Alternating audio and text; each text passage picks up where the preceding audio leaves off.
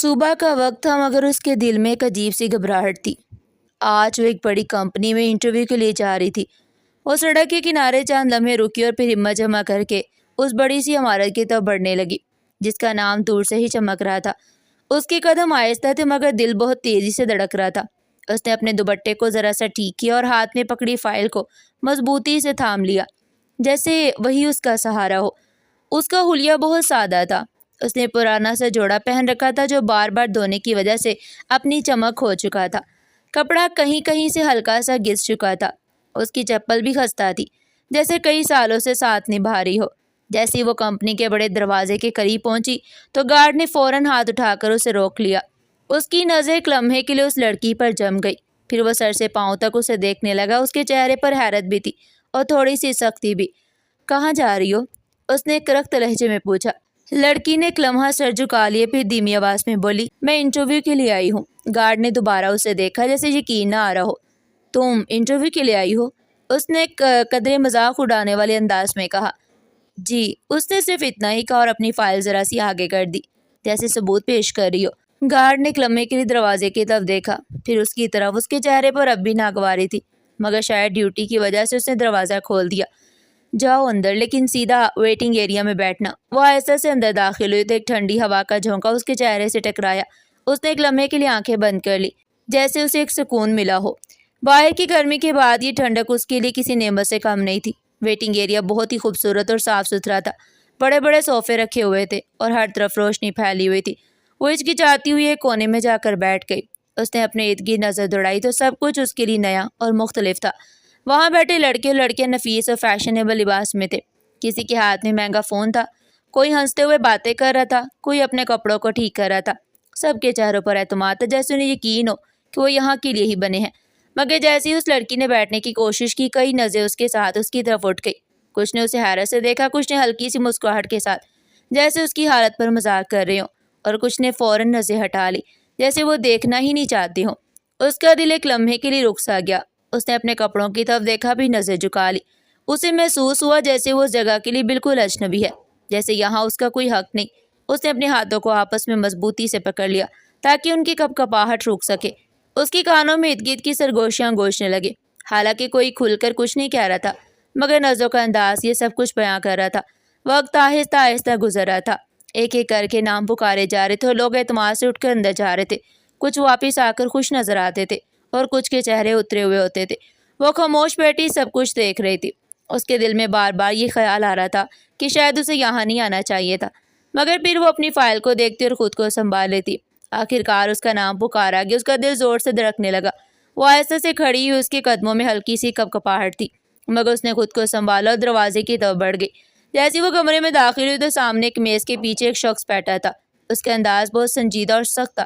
اس نے سر اٹھا کر لڑکی کو دیکھا اور چند لمحوں تک اسی طرح دیکھتا رہا جیسے اسے سمجھنے کی کوشش کر رہا ہو۔ پھر اس کے چہرے پر حیرت ابھری۔ اس نے بویں سکیڑ لی۔ آپ یہاں کس لیے آئی ہیں؟ اس نے سیدھا سوال کیا۔ لڑکی نے دھیمی آواز میں کہا، میں انٹرویو دینے آئی ہوں۔ اس کے جواب پر وہ شخص جیسے چونک سا گیا۔ اس نے ایک بار پھر اسے غور سے دیکھا پھر کرسی پر سیدھا ہو کر بیٹھ گیا۔ انٹرویو، اس نے قدرے اونچی آواز میں دہرایا اور پھر اچانک اس کے لہجے میں سختی آ گئی۔ اپنا حلیہ دیکھا ہے آپ نے؟ لڑکی کے دل پر جیسے کوئی چوٹ لگی۔ اس نے ہمت کر کے کہا، سوری سر، مجھے لگا یہاں ڈگری دیکھی جاتی ہے۔ مجھے یہ علم نہیں تھا کہ یہاں ظاہری شخصیت دیکھی جاتی ہے۔ انٹرویو کرنے والا شخص اس جواب پر غصے میں آ گیا۔ یہ کوئی عام جگہ نہیں ہے، یہ بہت بڑی کمپنی ہے۔ یہاں بیرون ملک سے لوگ آتے ہیں جہاں کام کرنے والوں کا ظاہر بھی معیاری ہوتا ہے، صرف ڈگری کافی نہیں ہوتی۔ ہر لفظ کے ساتھ اس کی آواز میں تیزی آتی جا رہی تھی اور لڑکی کی آنکھوں میں نمی اترنے لگی تھی۔ سر، آپ مجھے موقع تو دیں، جاب ملے گی اور حالات بہتر ہوں گے تو ظاہری شخصیت میں بھی تبدیلی آ جائے، اس کے لیے جاب بہت ضروری ہے۔ اس نے ہمت کر کے کہا مگر اس کی آواز بہت ہلکی تھی۔ مگر وہ شخص جیسے سننے کے موڈ میں نہیں تھا۔ اس نے بات کاٹ دی، یہاں محنت کے ساتھ ساتھ شخصیت بھی دیکھی جاتی ہے۔ سچ تو یہ ہے کہ آپ اس معیار پر پورا نہیں اترتی۔ کمرے میں ایک عجیب سی خاموشی چھا گئی۔ لڑکی کے ہاتھ کانپ رہے تھے۔ اس نے اپنی نظر جھکا لی تاکہ اس کی آنکھوں میں آئے آنسو کوئی دیکھ نہ سکے، مگر ایک آنسو اس کی پلک سے پھسل کر گال پر آ گیا۔ اس نے جلدی سے اسے صاف کرنے کی کوشش کی مگر اب آنکھیں بھر چکی تھی۔ اس کے دل میں ایک عجیب سا بوجھ تھا جیسے اسے سب کے سامنے کمتر ثابت کر دیا گیا ہو۔ وہ کچھ کہنا چاہتی تھی مگر الفاظ ساتھ چھوڑ گئے تھے۔ اس نے اپنی فائل کو اور مضبوطی سے پکڑ لیا اور خاموش کھڑی رہی، جیسے فیصلہ سننے کا انتظار کر رہی ہو۔ اس لمحے اس کے لیے سب کچھ رک سا گیا، صرف اس شخص کی آواز گونج رہی تھی جو اسے بار بار اس کی حیثیت یاد دلا رہا تھا، اور وہ اندر ہی اندر ٹوٹتی جا رہی تھی، مگر پھر بھی خود کو سنبھالے کھڑی تھی، کیونکہ شاید اس کے پاس ہار ماننے کا اختیار ہی نہیں تھا۔ کمرے میں اس کی آنکھوں سے گرتے آنسو ابھی خشک بھی نہیں ہوئے تھے کہ اس شخص نے بیزاری سے ہاتھ ہلا کر اشارہ کیا، جیسے وہ اس کی موجودگی سے تنگ آ چکا ہو۔ تم جا سکتی ہو، یہاں وقت ضائع کرنے کی ضرورت نہیں ہے، اس نے سرد لہجے میں کہا، اور پھر اپنی فائلوں کی طرف دیکھنے لگا، جیسے وہ لڑکی اس کے لیے کوئی اہمیت ہی نہ رکھتی ہو۔ وہ چند لمحے وہیں کھڑی رہی، جیسے اس کے قدم زمین سے چپک گئے ہوں، پھر اس نے آہستہ سے سر جھکا لیا اور پلٹ گئی، مگر وہ شخص خود بھی اس کے پیچھے باہر آ گیا، اور باہر آ کر گارڈ کو ڈانٹنے لگا کہ تم کیسے لوگوں کو اندر بھیج دیتے ہو، تمہیں کمپنی کے معیار کا پتہ نہیں ہے، ہر کسی کو اندر آنے دو گے تو تمہیں کس بات کے پیسے ملتے ہیں۔ وہ گارڈ کو ڈانٹ کر لال چہرہ لیے واپس اندر چلا گیا۔ اس کے قدم بھاری تھے اور دل اس سے بھی زیادہ بھاری۔ ویٹنگ ایریا میں بیٹھے لوگوں کی نظریں ایک بار پھر اس پر اٹھی، مگر اس بار اس کے چہرے پر پہلے جیسی ہچکچاہٹ نہیں تھی، بلکہ ایک عجیب سا سکون تھا، جیسے وہ اندر ہی اندر کچھ طے کر چکی ہو۔ وہ آہستہ آہستہ چلتی ہوئی باہر نکل آئی۔ گارڈ نے اسے دیکھا تو کہنے لگا، میں نے آپ کو روکنے کی کوشش کی تھی، لیکن آپ نے کہا کہ انٹرویو دینے آئی ہیں، اب دیکھ لیا، اپنی اور میری دونوں کی عزت اتر گئی۔ گارڈ کی بات پر اس نے خاموشی اختیار کی اور تیز قدموں سے آگے بڑھنے لگی۔ باہر کی گرم ہوا نے اسے گھیر لیا، مگر اب اسے نہ گرمی کا احساس تھا نہ سردی کا۔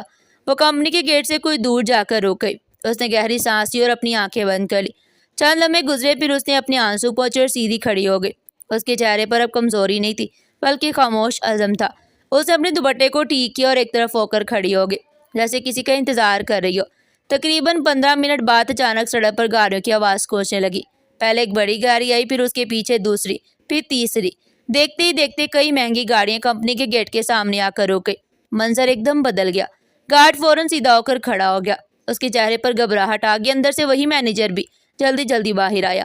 اس کے چہرے پر پریشانی صاف نظر آ رہی تھی۔ پہلی گاڑی کا دروازہ کھلا اور ایک ڈرائیور باہر نکلا۔ اس نے ادب سے پچھلا دروازہ کھولا۔